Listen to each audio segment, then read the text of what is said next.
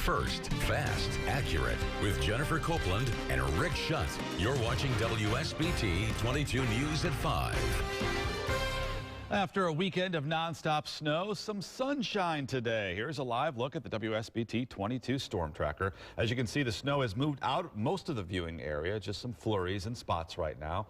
And as our team of meteorologists predicted, the winter storm left a lot of snow behind. It did. We have team coverage of what you can expect tonight and what people around the area are cleaning up now as we have our first school delay for tomorrow. Elkhart community and Warsaw community both on a 2-hour delay tomorrow. We want to begin here with WSBT-22 meteorologist Abby Wepler, though. Abby. Yes, and Jennifer, as always, remember those closings and delays continuously update at the bottom of your screen and at WSBT.com. So keep checking in. But what we're seeing outside of Mishawaka, we're seeing the lake effect band, what you just saw on our radar. It's just kind of moving on through and shutting off. A live look right now in Mishawaka, some light flurries right now. But look at what street crews have done. You actually see the roads. They have been working overtime. Right now, it is 19 degrees. So I'm going to go ahead, put the past 6 hours of motion into motion for you. Notice we're just seeing this lake effect band. It's going to keep on moving east and then shut off. So just some light snow as it continues to track its way out of here. And it's going to be quiet out there tonight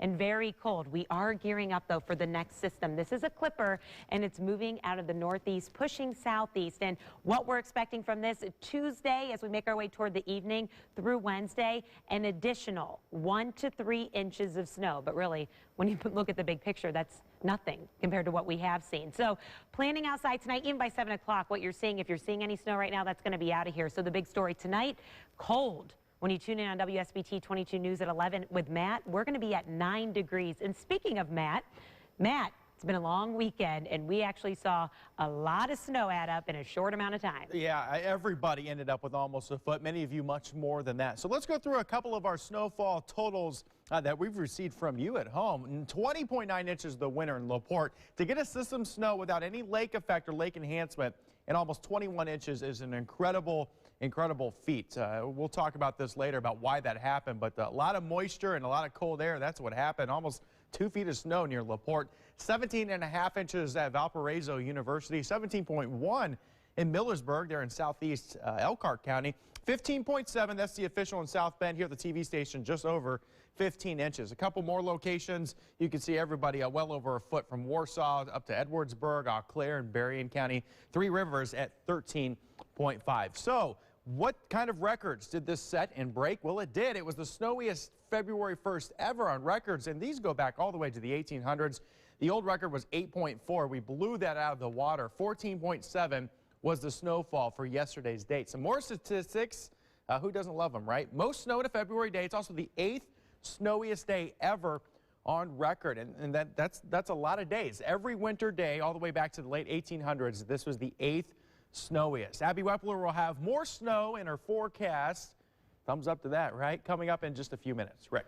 Matt, thanks. And during the height of the winter storm, Cass County, Michigan's Road Commission actually pulled plows off the roads for about 12 hours. WSBT 22's Kelli Stopczynski shows us why this isn't the first time that's happened. This is what a lot of rural roads in Cass County look like today. I spoke with the Sheriff's Department, the Emergency Management Agency, several fire departments, and also the Road Commission, who tell me this is nothing new. Cass County has done this for years when it simply gets too dangerous for plow crews to be out.